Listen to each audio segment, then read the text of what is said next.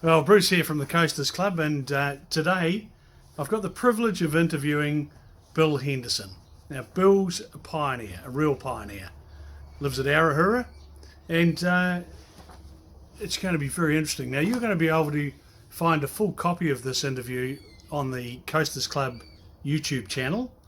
You'll also be able to find a copy on a memory stick at the Hokitika Museum, and it will be played as a serial over the Coasters Club over several weeks. So, Bill, first of all, thank you so much for agreeing to be interviewed. Really appreciate it. You're welcome. You're welcome. Now, tell me, what's your full name? William Anthony. William Anthony Henderson. Yeah. Whereabouts were you born? I was born in Greymouth, 1934. August 1934. 34. What does that make you? 85. You're a good Nick. All right on the outside. Hey, well, look, we were both born in Greymouth, except I was a bit later than you. Yeah. And so you were born in Grey Hospital, I guess? Yes, yeah. Back when it was there? And we lived in Cobden. The family lived in Cobden, across the river. Okay. Who were your mum and dad? My mother was a Kearney from old West Coast stock, related to the Thompsons in Westport. Yep. And also related in a roundabout way to Rutherford, because one of the Thompsons married a Rutherford. So would that be of Hardy and Thompson, the sawmillers? Were the Thompson and Westport? Was a councillor here. He's in that same, come from that same family. Oh, from Bryce. Immigrants were from Ireland and the Westport area, and my mother's mother was a Thompson. Well, and what did your dad do to earn a living? My dad was a coal miner. He didn't know anything else but coal mining. Yeah, he was. They'd migrated out from Newcastle in the UK. Right. Yeah. Where was your first home? I guess hard to say, hard to remember now. But do you remember the first home? Cobden. And is it still there? Yeah, I believe so. Yeah. Wow. Yeah. We actually, over the years, we shifted into 2 or 3 places. Yep. Yeah. So Bill, when you were a kid, what did your family do for fun? Well, we had football, of course, and kids, and as kids we were never home. We were whitebaiting or eeling or in the bush looking for crawlies or, yeah. And I guess as long as you come home by dark, Mum was happy? Yeah. At different times, weren't they? Yeah. At different times. Yeah. Did you have a nickname? Yeah, I did. I've had a couple of nicknames. I was in the Navy. I was nicknamed Puku. Puku. Yeah, stomach. Yeah. And in the army, when I was in the army later, one of my mates used to call me Plum. I don't know where they got it from. Plummed up, I suppose, because I like plummed up. When you whereabouts to go to primary school? Cobden Convent. Ah. Yeah. And that's gone now, isn't it? Yeah, I believe so. Yeah. Oh, it's interesting. What kind of excuse me? What kind of books did you excuse me? What kind of books did you enjoy reading when you were at school? Or did you read books? Not a lot. No. I used to wag school to go whitebaiting and or take the nuns to find a whitebait and they were happy. And they'd look after you. Yeah. What about where did you attend high school? Greymouth Maris Brothers. Right. But I was only there till I was 14. I went to work at the coal mine with my father. Right. Yeah. At 14. Mm. Gosh, did you have a favourite teacher at the convent? Can you remember one of the? I can remember a nun. I think she was in Hokitika here for a while. A Sister St. John was one of our nuns there, and she was like a boy. She played cricket with us and football and stuff with us and that, you know. A general good all rounder. Yeah. What school activities or sports did you play? You obviously played footy. Yeah, mainly footy, and I like swimming. Yeah. Yeah, but because we used to be down the river as kids with our nets and lines and floundering, and you know We were never home. So being able to swim would probably be a good thing as well. Yeah. You learnt the hard way. The boys threw you in. Yeah. If you got out, you were lucky. Hey, now, if you had a close friend back in those early years, how would he have described you? Were you a ratbag? Were you a quiet? I couldn't imagine you being quiet somewhere. Probably trouble.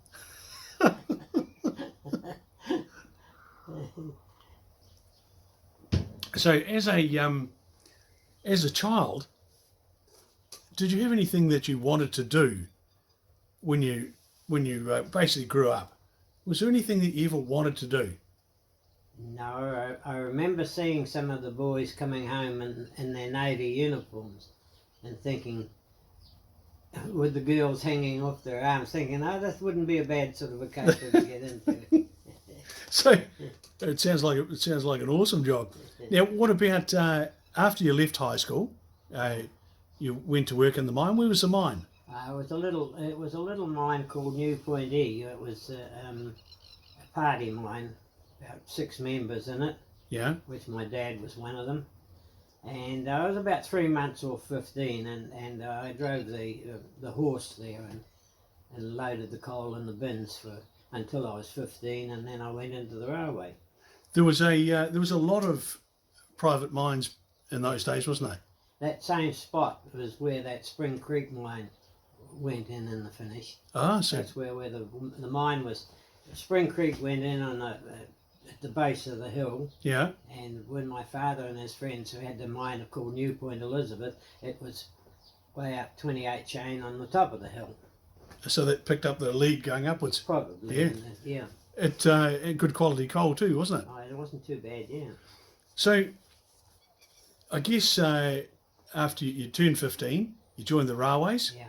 What was that like? What did you do there? I studied there for a boiler ticket. Right.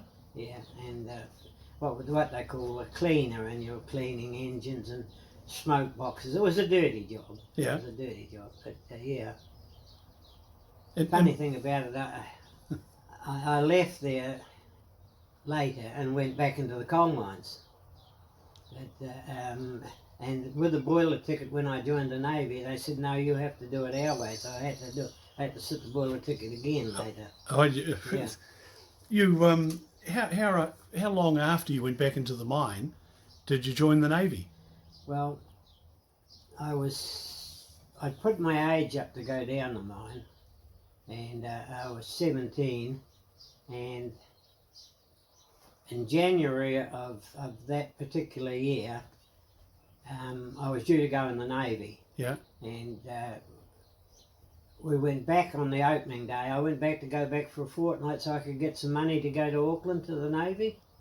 And a young fellow called Johnny Adams got killed there at the time. And they said no work until after the funeral, and I never went back. I carried on up to Auckland to the Navy, and I was 17 then. Roughly what year was that? Any idea? January 1952. Yeah. Oh, 52 was a good year. Yeah. Now, you served in the Korean War. Yes. What can you tell me about that? It was. We never set foot on Korean soil. We used to anchor by an island during the daytime. Yeah. And at night time we'd up anchor and we'd steam the coastal waters looking for junks were enemy junks and that type of thing. And in the mornings we used to go in and bombard shore. Oh, okay, firing from facilities. Yeah. So did you ever go any raiding parties? No. Never went in like that. No. I think we were only fired on once, and they missed, luckily. Now, Bill, I've heard on a couple of occasions a story about you heading into Hawaii, and the ship sailing while it was there. Wrong. It was in Manila. Oh, Manila. Yes. And what happened there? I mean, it sounded hilarious. Oh, yeah. I'd gone ashore and I was in the Yankee base, and I got involved with a Yankee fella, and we went bar hopping. Yeah, yeah. And back to the base, and went to sleep, and woke up with the MPs dragging me out of the barracks, marching me before the American officer of the day. Wow. And the ship had sailed. Oh, so you were abandoned. So I was on my own, and the old American officer said, "What are we going to do with you, laddie?" And I come to attention smartly and saluted and said, "I'll join the Yankee Navy, sir."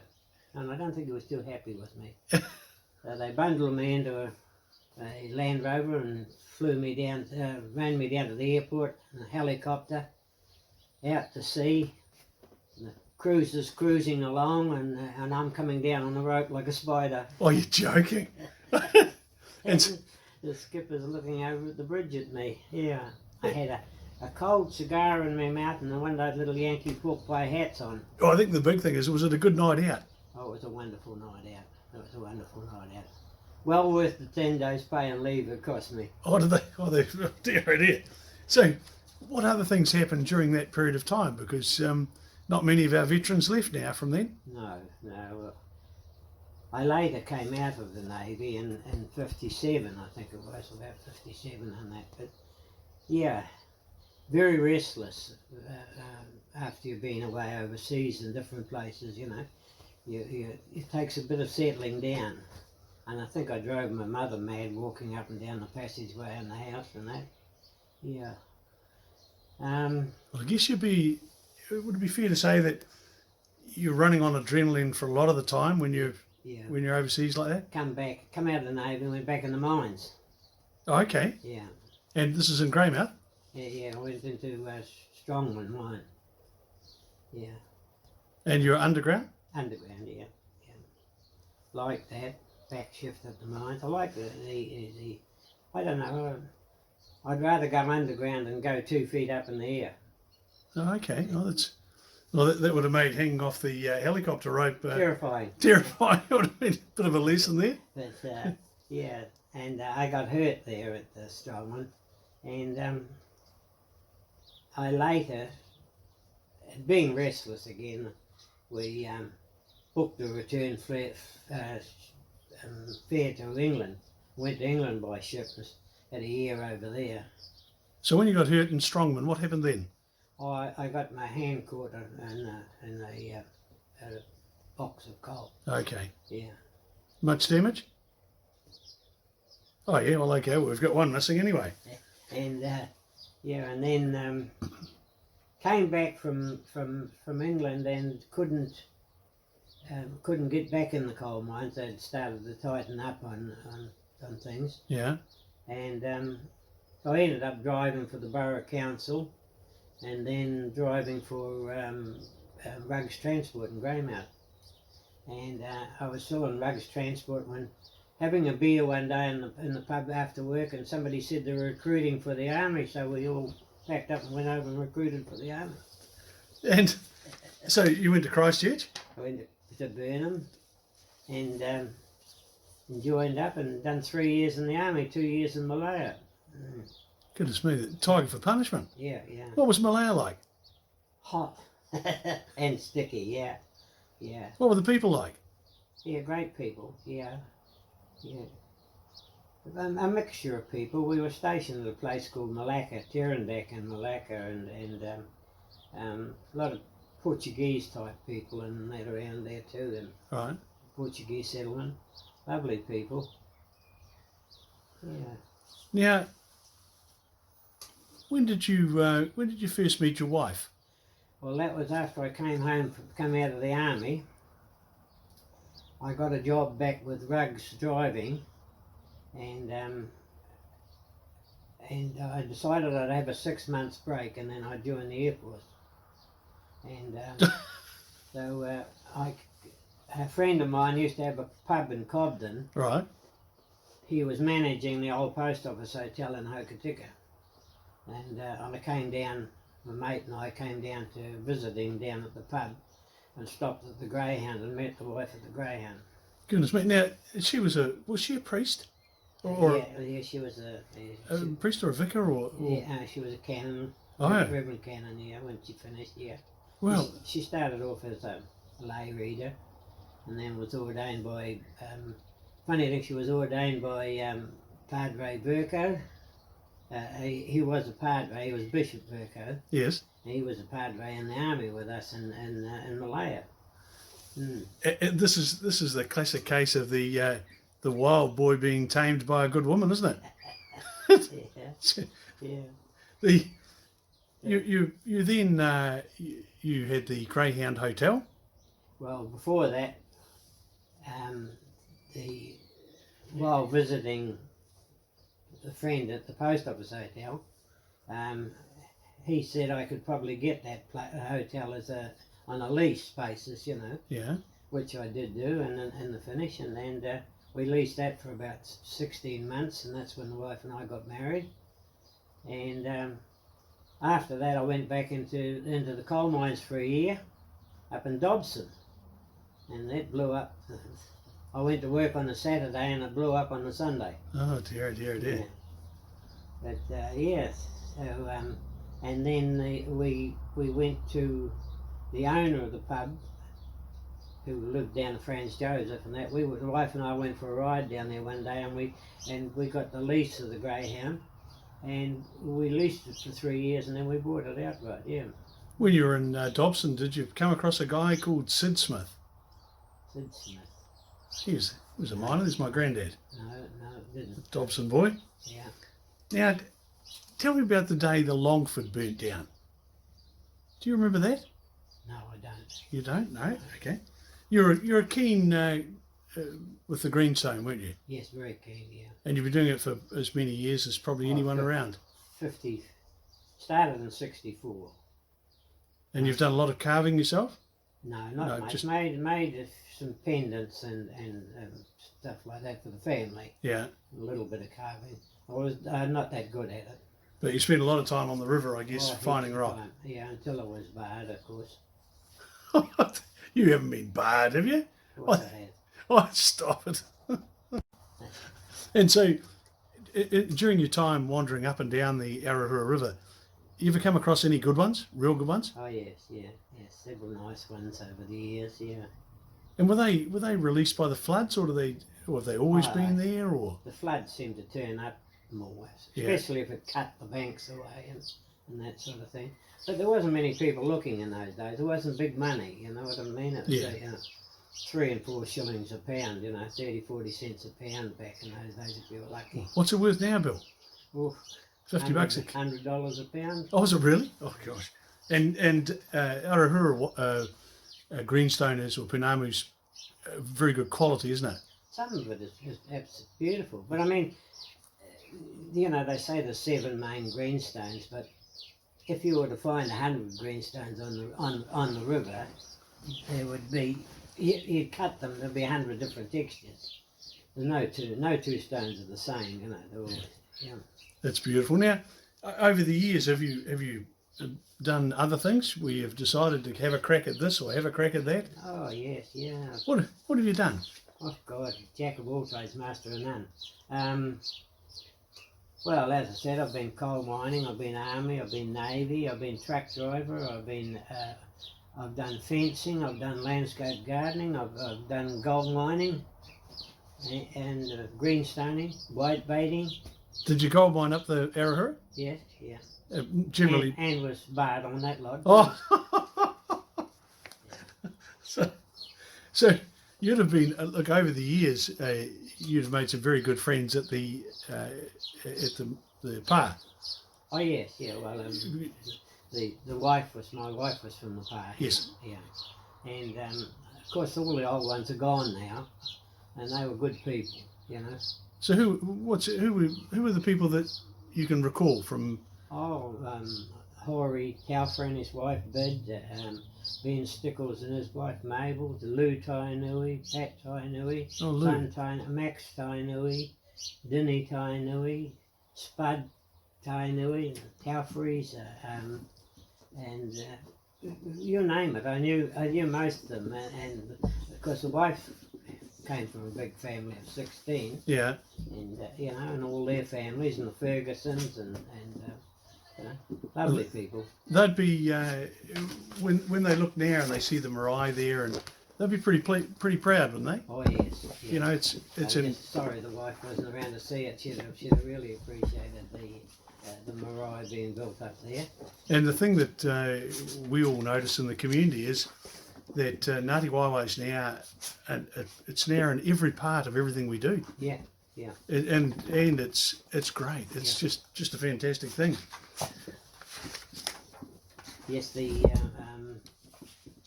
well then the old the church over here, which was brought down from Otera. Yeah. The Otera church, because our church here at Arahura blew down in that big storm back in the 70s or something like that. I can't remember exactly. It must have been late 70s, because I can actually remember that happening. Can you remember that? Yeah, I can. Yeah, it was a rough bit on that.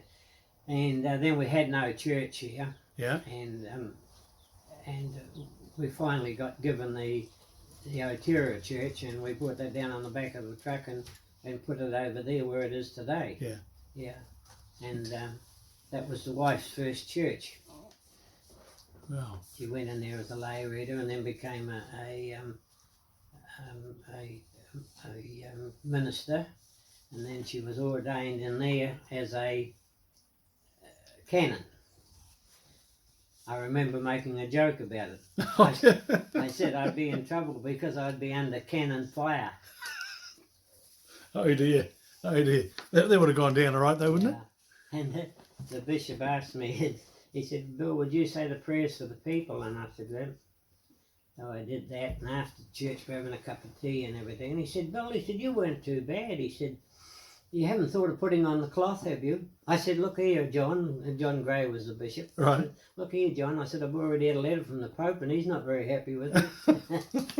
being an excommunicated Mickey dude. Oh dear, dear. So Bill, how old were you when you first started dating? You know, were you a young fella, or did you leave it? Yeah. That's 16, I suppose, 15 or 16. And do you remember your first date? Yes. Well, that's it. We might just move on from that one, folks. Now, when did you meet your wife?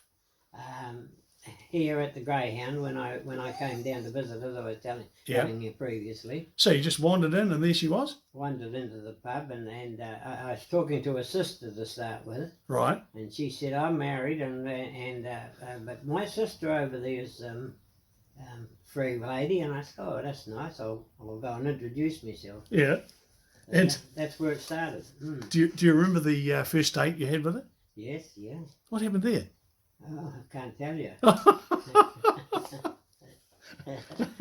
And it was just as though we were sort of meant for one another. You know, one of those things. Yeah. Yeah, well, you can tell. Yeah. What would how would you describe her?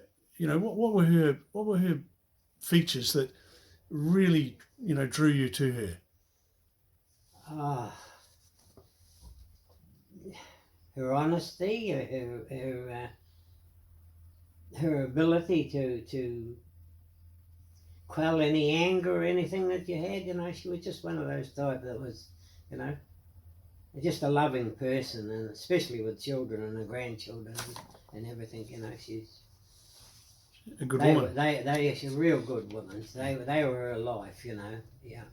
So, Bill, how long were you married? Oh, 46 years or 45 or 6 years, something like that. Yeah. That's a good run, isn't it? Yeah. And how many children did you have? Well, she was a widow with 2 children when Yeah. I met her, and we had 2 more girls from there. Yeah. And so that's Lynette and Lynette and Tina. Tina. Yeah. I know Lynette, but I don't. Tina's the youngest one. She teaches Maori at the university in Christchurch. And what does Lynette do? Lynette's shop manager for Ngāti Waiwai at the Greenstone place in Hokitika. She certainly is. Yeah. She does a great job too, just quietly. Bill, did you ever meet your grandparents? On what side? Or any grandparent at all? Yes. I was only young when they died, though, but my father's parents, Yeah. they lived down in Timaru, and he died first. I was actually named after him, Bill. And then the grandmother, she came and lived with us in Cobden, and she died with us while we were in Cobden. But as I said, I was only probably 9 or 10 or something like that. A lot of people never met their grandparents. Yeah. And my mother's father, I never met him. He died at about 38 with diabetes. Okay. And but her mother, my granny, or I knew her for a long time, and her new husband, and yes. So, Bill, looking back, you've had a long life so far, and you've probably got another 15 or 20 in you if you can hang in there. Well, what do you consider the most important inventions that you've seen in your lifetime? I don't know. I don't know much about these newfangled things they use. I'm still using smoke screens. Yeah, you're doing it well. But what are the things that have come along that have changed everything the way? Well, I can remember when my mother got a washing machine. It was a wonder of the world, the old ringer type washing machine. Because she used to lift the stuff out of the copper into the tub in a hand mangle, and washing the clothes and all the dirty mine clothes and the dirty football kids, because I had 4 brothers too. Right. Yeah. Because I was the good one, but mark that down. Oh, right. So you were the best of the lot, and the others were ratbags. Yeah. Oh, I love it. Can you remember the first television you saw? I remember the first one I saw, but it wasn't here. I was in England. Right. Black and white. I can remember watching Coronation Street of 1959. Yeah, it would have been late. Yeah, 50s or 60s. Yeah. And what about in when did you get a television here? We got a television, I think, about 1964 or 65 when we went to the post office hotel and that. I vaguely remember it. And so that would have been pretty unique. What about a car? What was your first car? First car was an Austin A40. Oh, the bubbly one? Yeah. Good car? And I sold that for the fair to England, in return fare. And then I got a little Murray Minor. All right. And when I came home from the army, I got a little Morris Minor 1000, I think it was. Yeah, and that's what I came down here to visit when I met the wife. That's what I owned then. Yeah. Oh, you'd be the man in the street now. Yeah. Well, we had the what do we have? We had the little 850, which had the low lights in it, the Morris. Yeah. Then there was a Morris 1000, but Yeah. I know that I had an 850. I could never quite get the money together to buy 1000. They were a good car, weren't they? That was it. I sent home money from the army, and Mum had banked it for me, and I bought a car when I come home. Oh wow. Hmm. So, what about your first refrigerator? I guess back when you were a kid, there was no refrigerators. We used to have a meat safe, and Was it? And that's just on the outside of the wall. Yeah, with a few holes in the bayonet, and to keep the birds out or whatever it was. Yeah. But I think we got an old refrigerator, Westinghouse or something, hard to look back at those little things, I can remember the old coal range in the house. Probably a shack Of lock. course, Dad used to get a big truckload of coal for about 10 shillings in those days, I think it was. The miners, every house that had around Cobden had a load of coal out the front. So that would heat your water. Yeah. Do your cooking. Yep. And heat the house. Yep. All in one go. All in one lot. Yeah. And then because of the coal at Strongman, I guess it burnt your crates out. Oh well. Which was pretty good coal. I don't know whether I got any from Strongman, because I thought Dad was getting it from Dobson. He was at Dobson. Oh, okay. Yeah. Okay. How's the world different today than from when you were a kid? The challenges you had as a kid, the challenges that your grandsons are having now. I think today there's so much damn red tape, Yeah. In our day and that, you could stick the rifle over your shoulder and go down the lagoon and get yourself a duck or something, you know what I mean, or a rabbit or something. Today you walk around with a rifle and you're locked up. Yeah, they put you away. Yeah. So much red tape today, I think, There seems to be, bureaucracy. there seems to be a move to put obstacles in front of us, doesn't there? It is, yeah. That just wasn't there when we were growing up, or when you were growing up. Did you, Bill? Did you come across a person in your life who come along and where he changed the way that you were thinking or the way that you were heading?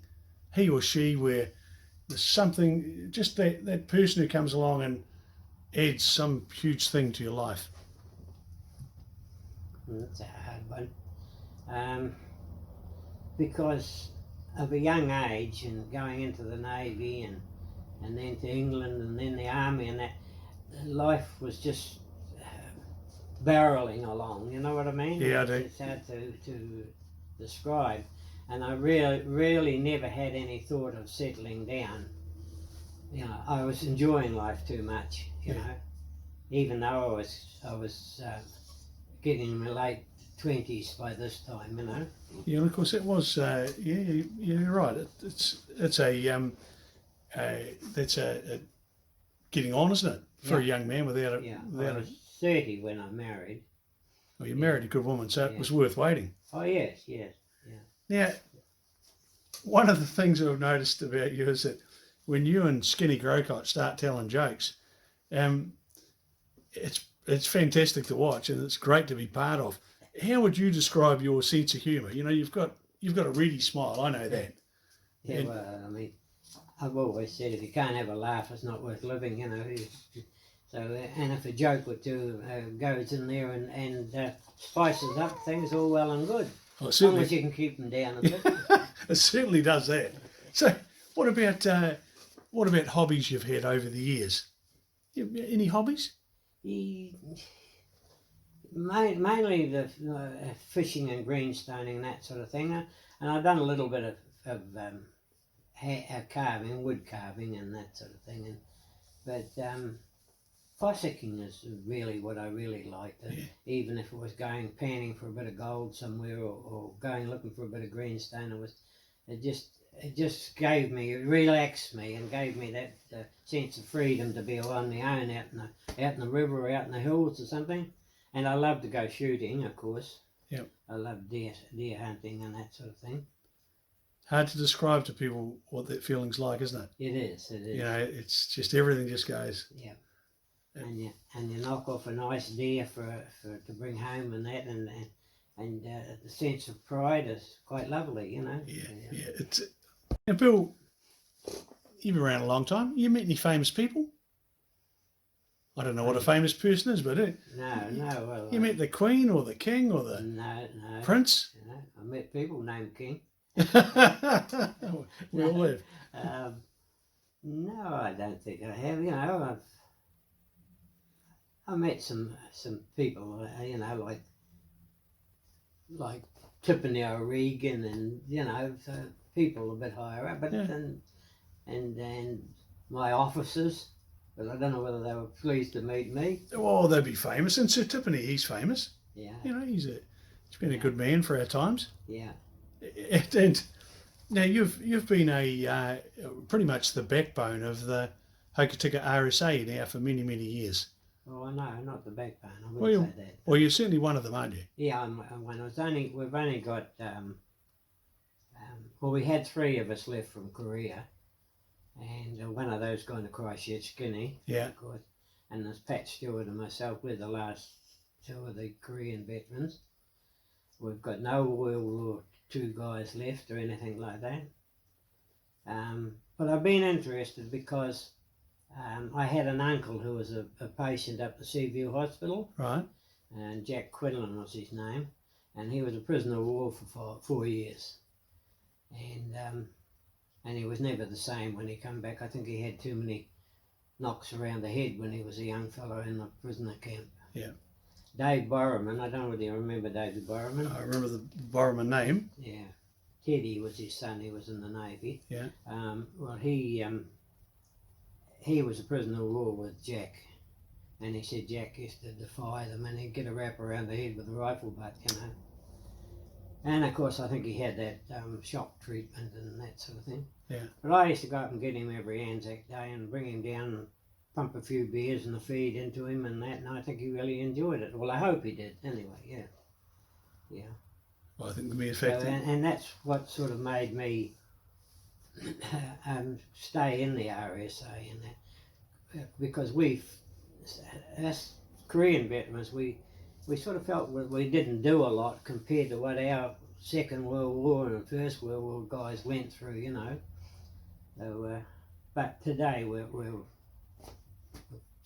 pretty welcome, and a lot of the older guys, like you'd remember like Jack Gardner and all Yep. them, they made us welcome. They were great people.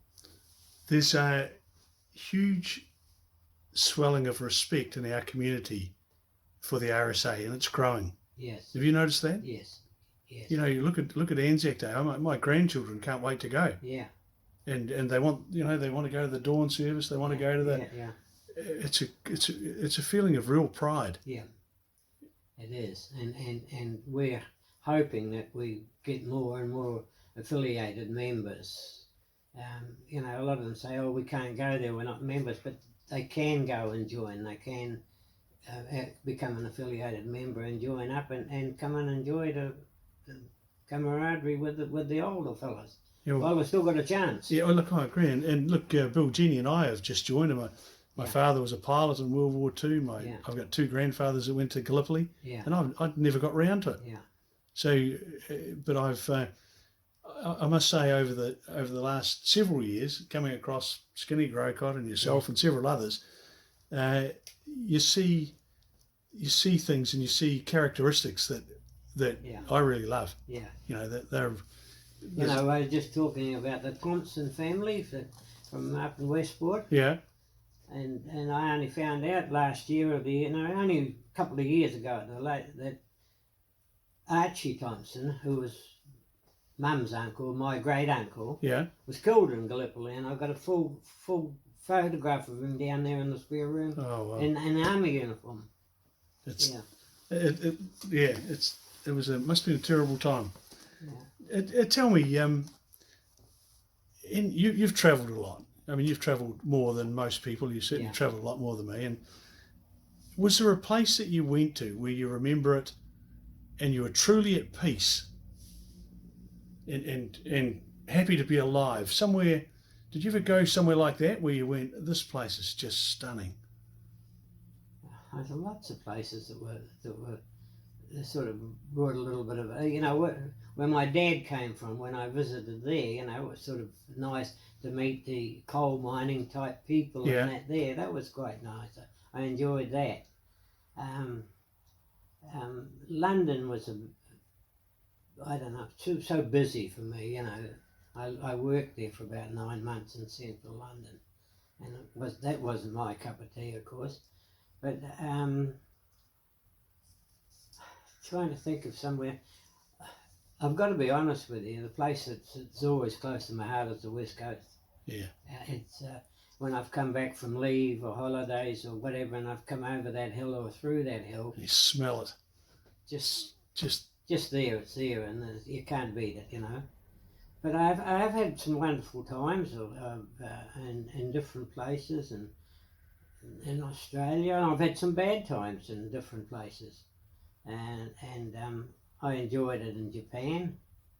When we used to go there, we used to come from the Korean coast back to Japan for a refit or restock, and we'd have a couple of days leave while we were there. It was quite enjoyable.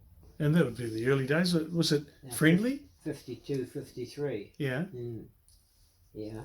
And one place I went to in Sasebo in Japan, and this guy was going to take me where all the girls were dancing, but I ended up with a knife pushed in my belly. Oh,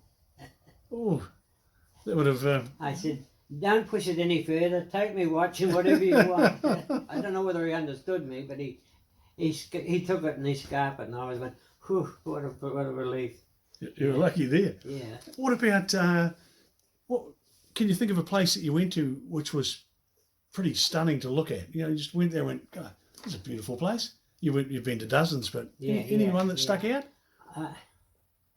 Well, I did like Malaya, you know, when we used to drive through the plantations, had the rubber plantations and pineapple plantations and everything.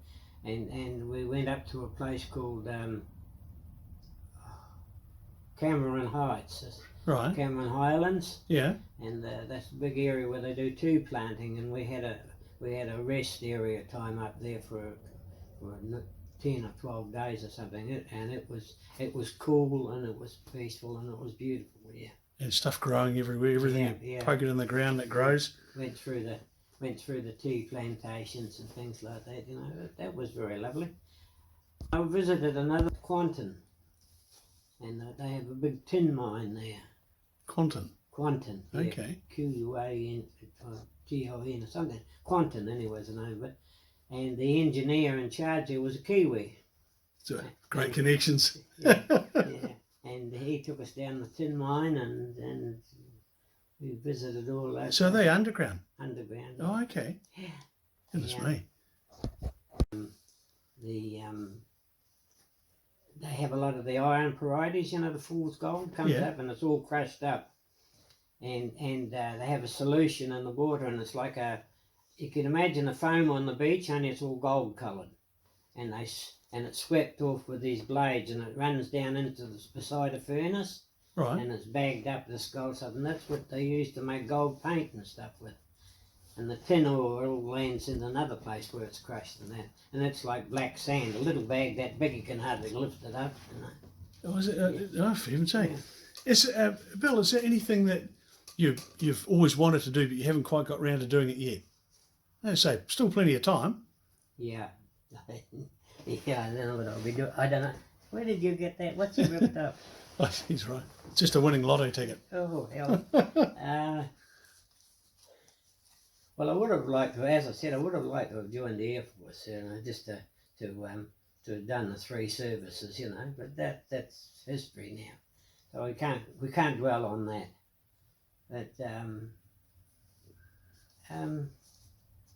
no, I think I've done most things that I've wanted to do, you know.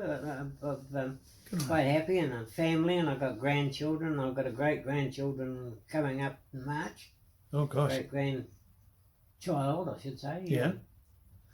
So you're 85 now, and I guess over your life you've probably learned a few lessons. There'll be a lot of young ones watching this video. Is there something that you've learned that you could pass on? Well, as I've always said, these young ones that if they took the chance to go into a service, the discipline and everything and the respect and everything that you can earn through these places is a big asset for them, and it'll stand them well in their life later on, you know. Sets them up forever, doesn't it? It does. Was there any major key experiences that you had that you ended up in hospital, got damaged? Well, no, I ended in hospital with my ankle burnt out one time, and German measles in the Naval Hospital. Ooh. Yeah, it was back a year or two, and but no, you know, everything was, when you're young, everything's a big adventure. Yeah. And by doing it in the Navy or the Army or the Air Force or whatever, and that, you know, I'm working for the recruiters now. I hope they give me a bob. If you can get into there and take the discipline that they give you, you'll be a better person for it. So, what would you say is the secret? You had a fantastic 46 years with your wife. You're now still active. We see you in town most days. Yeah. You're at the RSA every Friday night. Yeah. What's the secret to staying young and having a happy life? A good happy life with a few good rums. Yeah. Yeah. And an enjoyable life with your wife. No, I think it's what you make of it. If you're happy, things roll on happy, your children are happy, and your grandchildren are happy. If you're going to mope and be sad about things, you may as well tell them to put the lid on you anyway. Yeah. I've had the pleasure recently of meeting one of your grandchildren, Matt. Matthew, yeah. He's this year becomes a doctor, or is he? He graduates on 7th of December. Yeah. Proud day for you. Oh yeah. Yeah. I watched him do a speech recently. He was fluent Maori. He clearly understood it. Yeah. He had a level of respect built in, and I presume that flows through from the family. Yeah. A level of respect that was it was just outstanding. I try to teach him all the good things. Can he whitebait? Yeah, he can whitebait. Oh, I taught him whitebaiting, yeah. Took him down. And then he still tries to drag me down the river, but I'm getting past it now. I can't do it. But no, he's a damn good lad, and he likes me jokes. He does actually, Bill. He likes you. You can tell. He's. Did you were at the Regent Theatre when he gave a speech one year? I've seen him several times. You know how we have a main speaker on every year. Yes. And well, one year I was the speaker. Maureen Pugh was the mayor. Oh, and he did a speech. And he done it the next year or the year after. Yeah. And I said all he talked about was his power, talking about me and my hero down there and that. And I'm sitting there. Oh, it was great. Yeah. It was great. Yeah. So, Bill, how long have you lived out here? About 33 years or something like that. A beautiful. Roughly. Christmas 82, 83. Beautiful spot. Yeah. Well, look, coasters, as we wind this up, Bill, is there anything else that we can talk about that we've missed? No, not really. I can't think of anything. I just, I can only reiterate about that, with the young ones today, I know they have to have their laptops and everything. My grandchildren are forever on those things, and I keep saying, well, I can't do that and I can't do that, but I'm not trying very hard. I know what you mean. But please, young ones, keep away from that bloody drugs and dope and that, As I've always said, I can get silly enough on a few rums without worrying about that other stuff. Well, look, coasters, that's Bill Henderson. It's the year's 2019. He's 85 years young, and he is a young man. He's got a brilliant memory, a great recollection. Now you can see the full copy of this interview on the Coasters Club YouTube channel. It'll be there forever. You can see a copy on a memory stick in the Hokitika Museum, and this series of interviews will show us 7 individual interviews over a 2.5 week period. So, look, Bill, thank you so much for agreeing to talk to us. Oh, you're welcome. I know that this will be incredibly popular, and we'll look forward to catching up with you in the RSA on Friday night. Great. Catch you later. Pleased to see you.